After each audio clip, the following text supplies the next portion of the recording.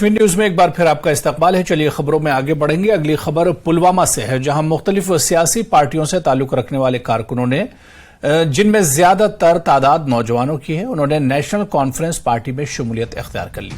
Pulwama N C office میں منعقد ہوئی تقریب میں پارٹی کے سینئر لیڈر اور ضلع صدر پلوامہ غلام محی الدین میر اور سابق ایم ایل اے پلوامہ محمد خلیل بند نے ان ورکروں کا پارٹی میں خیر مقدم کیا۔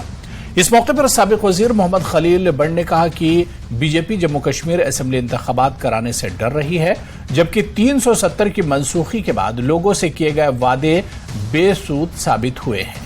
اس موقع پر این سی ضلع صدر پلوامہ غلام محی الدین میر نے کہا کہ نوجوان اس سیاست میں آ کر حق کی لڑائی لڑنا چاہتا ہے۔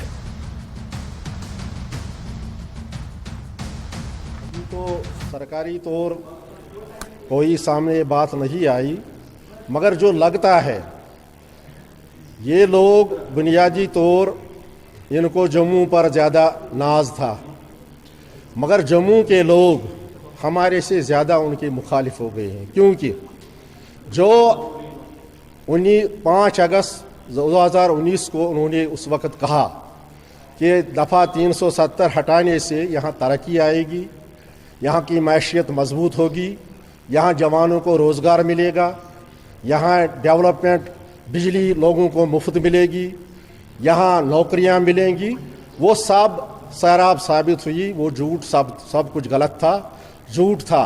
اس لیے یہ اب الیکشن فیس کرنے سے ڈر رہے ہیں۔